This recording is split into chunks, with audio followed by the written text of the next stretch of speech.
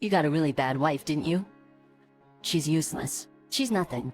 I left work early and entered the house to hear my mother-in-law's voice coming from the living room. I couldn't help but gasp and listen in. She's getting a big inheritance, so there's no need to be stingy with it. I do most of the housework. I even iron her shirts. But I do it so that I can spend her inheritance. She's apparently talking about me. My mother-in-law's talking about me. I was astonished by my mother-in-law's words. My mother-in-law is usually very kind and considerate.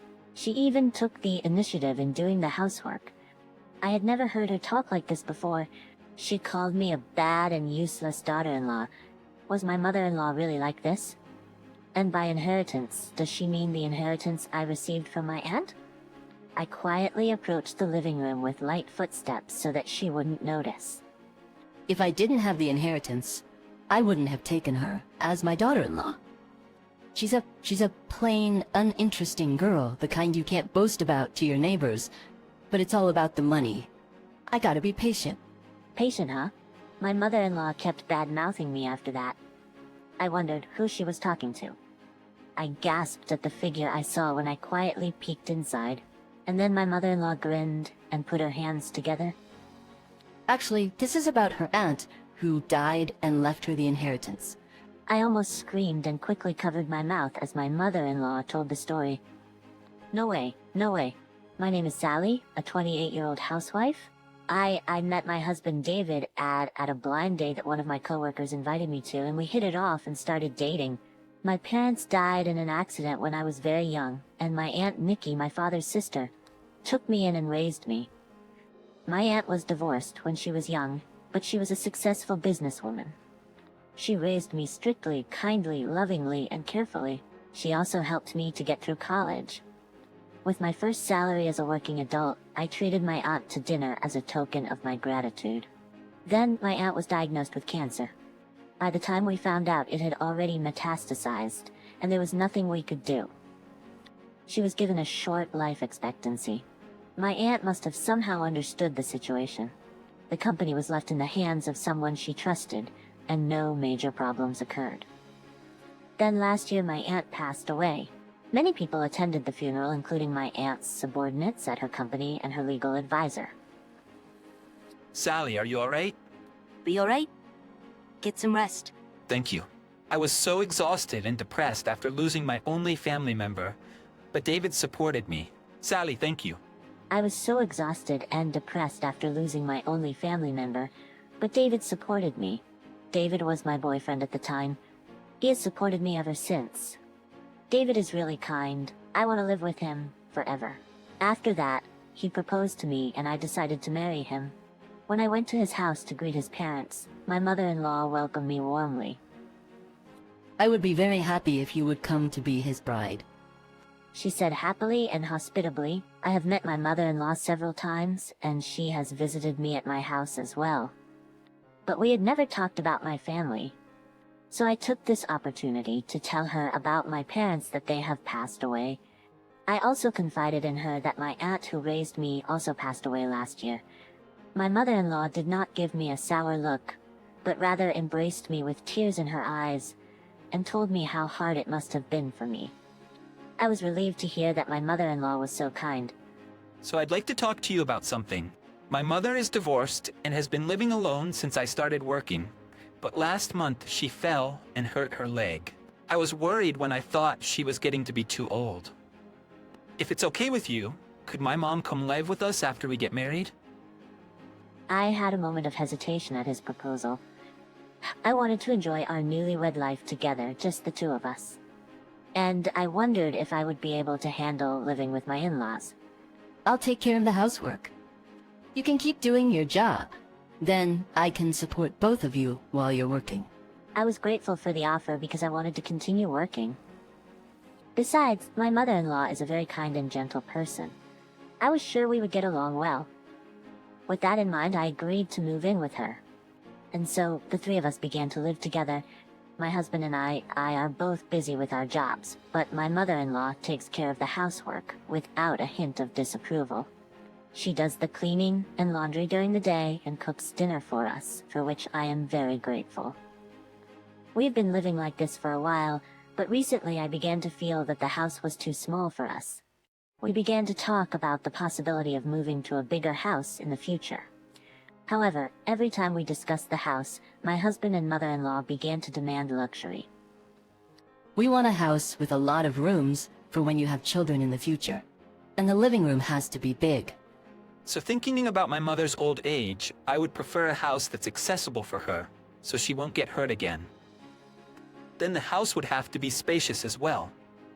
We also want a pantry, a kitchen counter, and so on. My mother-in-law and husband were excited and made suggestions about the house. It's going to be more expensive than we thought. I have the inheritance from my aunt, so we'll be able to cover some of it, but... As I was pondering this, my mother-in-law sounded troubled. There have been an increasing number of violent incidents lately, haven't there? I'm scared because I'm alone during the day. Isn't this area safe and secure? My mother-in-law showed me a map of an upscale residential area. This looks like a difficult place to live in, isn't it? I tried to be modest in my opinion, but was rebuffed. I'd feel sorry for your future children because they wouldn't be able to go out and play if they were born in an unsafe area. You have to work late some days too, so I want a safe place. I am just thinking for your sake. My husband agreed with her. My husband was sympathetic. I want to protect my family. Let's move to a place where we can feel a little safer. And so, halfway through the process, we were moving to purchase a very upscale home. Then one day I was sick in the morning with a cold. Still, I had some work to do, so I went to work. But after lunch, my fever started to rise and I began to feel lightheaded. So I decided to leave work early. When I arrived home and opened the front door, I heard my mother-in-law's voice coming from the living room. You got a really bad wife, didn't you? She's useless. I couldn't believe my ears, so I sat in the doorway and listened with bated breath. Well, she's getting a big inheritance, so there's no need to be stingy with the new house, is there? I do most of the housework anyway. I even iron her shirts, but I'm doing it so that I can spend that girl's inheritance. That girl's apparently me. My mother-in-law is talking about me. However, I am astonished by my mother-in-law's words. My mother-in-law is usually very kind and considerate. She even took the initiative in doing the housework. I had never heard her talk like this before. She called me a useless wife. What kind of mother-in-law would do something like this? And by inheritance, does she mean that thing I inherited from my aunt? I quietly approached the living room, hiding my presence. If I couldn't have the inheritance, I wouldn't have taken her in as my daughter-in-law. She's a plain, uninteresting girl that I wouldn't be proud to show off to the neighbors. But it's all for the money, so I have to put up with it. Put up with it, huh? My mother-in-law kept bad-mouthing me after that. Who was she talking to? I quietly peeked inside and gasped at the person I saw. It was my husband talking to my mother-in-law. It's all right, Mom. Her aunt had a lot of money. I'll make her buy a house in an upscale neighborhood using her inheritance. Then after a while, we'll get rid of her. My husband grinned. It seemed that he'd planned to seduce me and force me to give them my inheritance. I had no idea that even my husband was thinking such a terrible thing. My mother-in-law grinned and put her hands together.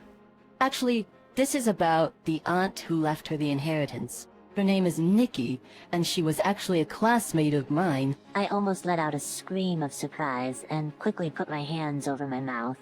I was shocked because I had no idea that mother-in-law and aunt had a connection. According to my mother-in-law, my aunt was a hard-working type, and my mother-in-law was the it girl in school. But Nikki was the class president and always nagged me. She told me not to force people to clean or bully the underclassmen. She was so cocky even though she was just a plain-looking student. I hated her, but I was popular, and I thought Nikki would spend the rest of her life in the shadows. And yet... My mother-in-law bit her lip in frustration. She met my aunt at a class reunion 20 years ago, and she had gone from a simple, scruffy student to a company owner. She saw my aunt being praised by everyone around her. Even though they were both divorcees, she was so frustrated and embarrassed to see how much difference there was between them. She had always been jealous of my aunt. It was then that my husband brought me to her. She thought my aunt and I looked somewhat alike, and our family names were the same. She thought it was impossible. So she asked her classmates and found out that I was her niece. However, my aunt had passed away before meeting my mother-in-law, so she planned to use my inheritance. Her injury was also a lie to make me feel sorry for her. I was glad you were aware of the inheritance. I never would have married Sally otherwise. Isn't that right? I went to your room once when you were living together. I secretly looked at Sally's bank documents. I saw that she had a huge amount of money saved up. I was shocked to see the two of them laughing together, but gradually, I grew angry. They were both after my inheritance. She had been so kind to me, let me marry David, and taken care of the housework, all for the purpose of using my inheritance. I can't forgive them. Watch me. I'm gonna pay you back double. The next day I smiled and said to them, I found the perfect place for you two. I have already made a down payment. When I told them this, both my mother-in-law and husband were overjoyed to find a house in a high-class residential area. On the day of the move, I had to go to work in the morning for a work-related reason, so I was out of the house from the morning. When I returned, I found all my belongings had been thrown into the garbage dump. When I entered the house, the keys to the new house, the expensive furniture, and my husband's and mother-in-law's belongings were gone. All I could see were the divorce papers on the floor, as if to say, "You are no longer needed." I called my husband. What's this all about? What is this? We have a new house and you're no longer of any use to us. My husband answered the phone and started laughing when he heard my voice. Then my mother-in-law starts talking. I'm sorry, Sally. I always hated you because of your resemblance to Nikki. The house has already been sold, so if you don't want to get caught trespassing, get out of my house. Oh no. I was shocked, and my mother-in-law hung up the phone, seemingly satisfied. Well then, I'd better get the hell out of here. I muttered to myself and turned off my phone. When I turned on my phone the next day, I was surprised to see a large number of incoming calls. When I answered it, it was my husband. Why aren't you at your parents' house? My husband spoke somewhat exasperatedly. You guys told me you sold that house? Have you forgotten that already? I was looking for you. What the hell? A new house? My husband was furious over the phone. Actually, the address of the new house was a house in an upscale neighborhood. But it was a rundown house in the shadow of the cheapest high-rise apartment building in the area. I could hear my mother-in-law shouting behind my husband. Is this the perfect place for you guys? I finally couldn't hold back my laughter. I had pretended to be shocked yesterday, but after hanging up the phone, I was laughing hysterically at how well it had gone. I had already moved into the luxury apartment I had originally set aside for myself. What's so perfect about it? You're crazy. When I snooped through your bank statements, I saw that you had lost several $100,000. I thought you had spent it on a new house. I heard my mother-in-law slip up. Unfortunately, the hundreds of thousands of dollars I lost was not to buy a house in an upscale neighborhood. It was used to buy a luxury condo for me to live in. In other words, I'm getting a little bit of a kick out of it. Oh, and by the way, I own the house, so the rent is paid by me, the owner. Well, that is if David's salary can pay it. As I said this, my mother-in-law asked my husband what I meant. My husband is actually paid less than I am. Further investigation revealed that my mother-in-law's ex-husband, who had divorced her, was paying her a hefty amount of child support, and she and my husband were splurging the money. As expected, the child support stopped when he reached adulthood, but neither my mother-in-law nor my husband seemed to have gotten out of that habit, even after he entered the workforce. My husband had borrowed money before we got married. They seemed to be laughing high among their friends that he had caught a wife with a high income. I heard my mother-in-law yelling at my husband, but I asked her, "Can you speak for others too, mother-in-law?" Your divorce was caused by your affair, wasn't it? I heard that you had run away with your lover after you got pregnant with David. When I told her this, my husband was absolutely mortified. My mother-in-law was making excuses in a loud voice, as if she was in a hurry. The two of them were on the phone saying, "Come over here right now, and I'll beat you to a pulp." But when I told them that the divorce proceedings were already completed, they went even more crazy. The neighbors seemed to have called the police because of their bizarre state, and I thought I heard the siren of a police car. I could hear the two being taken away by the police over the phone. They were eventually released that day, but my ex-husband's income was not enough to pay the rent and debts, so they had to leave the house. My ex-husband and ex-mother-in-law are apparently living in a small cheap apartment in an unsafe city. By the way, when I sold the shabby house, I sold it for a better price than I expected because it was going to be used as a parking lot. After that, my ex-husband, who did not know my current address, sent a letter to my company. The contents of the letter stated that since we were a married couple, I was obligated to hand over half of my property if we were to get a divorce. It also said that I was obligated to repay any debts owed to my husband. I wondered what this person was saying. Oh well, let's leave it to the lawyers. I decided to leave this matter to the lawyer who was the general counsel of my aunt's company. According to the lawyer who went to see them, my ex-mother-in-law turned pale as soon as she saw the lawyer. In fact, the lawyer was a former student who had been harassed by my ex-mother-in-law. He had been a good partner of my aunt as her legal advisor.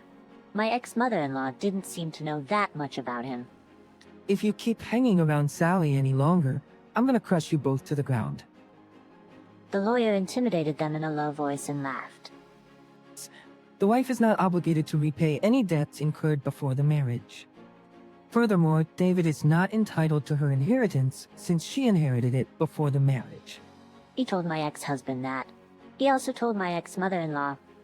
Nikki is a person who built up her assets through her own efforts. Unlike you. You cheated on your husband, so don't think you're on the same level as her. When he said this, my ex-mother-in-law just looked down with a blue face, unable to say anything back. After that, my husband got into debt again and went around trying to get money, but it seems that even his friends gave up on him. Finally, when he followed a colleague at work to borrow money, he was reported to the appropriate department. He was eventually forced to resign.